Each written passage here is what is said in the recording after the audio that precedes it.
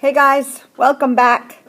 So if you were in class, we would start every day with a quick check of the previous lesson, and it makes the video that you're watching very long, but I also think it's really important for you to just do a quick quiz of your understanding from the previous day.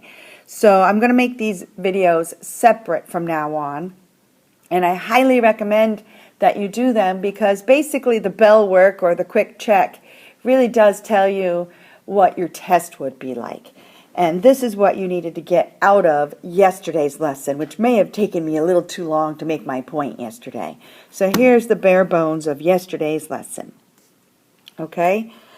So take a moment. It looks the same as what you did yesterday, but take a moment to consider both of these questions and how you would approach them. Hit pause and work them out real quick.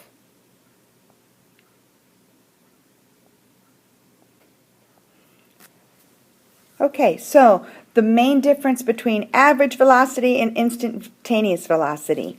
Average velocity requires endpoints, a beginning and an end.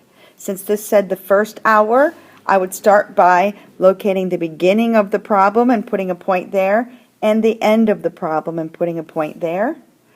And now I would find the total distance, change in distance over total change in time. Remember, graphically, that's the slope of the secant. So if you want to write down the coordinates, this point has coordinates 140. You could also do this in your head. And these are coordinates 0, 0.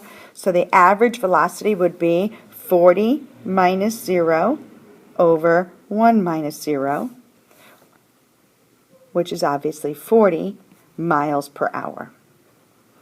Okay, so average velocity requires a beginning and an end and its slope of secant.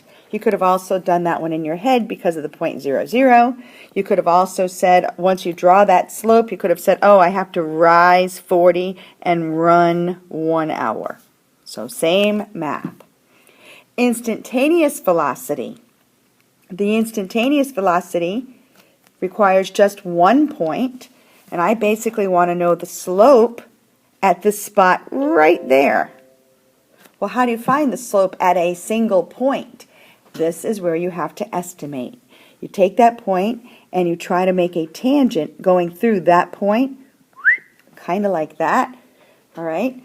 That one's actually not quite tangent because it touches the curve in 2 spots. I should try again. Let me try it with my computer instead. Okay, that's a little bit better. So now, if we use that tangent, how do you find the slope of that tangent? Because that's what the instantaneous velocity is. It's the slope at that spot right there. So to find that, you basically have to estimate 2 points on that line that you drew, and then find the slope the same old way. So if I estimate 2 points on that line, I will always use the point of tangency as 1, and maybe this guy right here is kind of convenient. Take those 2 points and still do your Algebra 1 slope. Okay?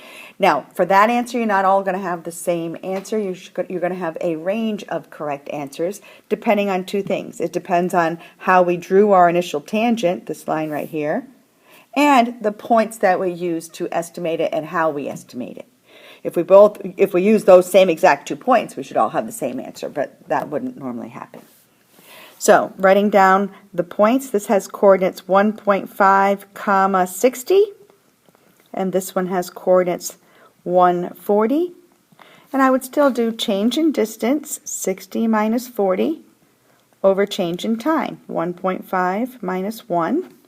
So that's 20 over 0.5, which is the same as 20 divided by a half, which is the same as 20 times 2. So I get an estimate of 40 miles per hour.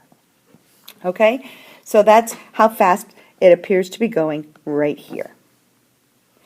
Now, the next problem that I want you to practice, same 2 questions, but using a table. Okay, hit pause and now try these 2 questions using a table. Okay, so the same 2 questions using a table.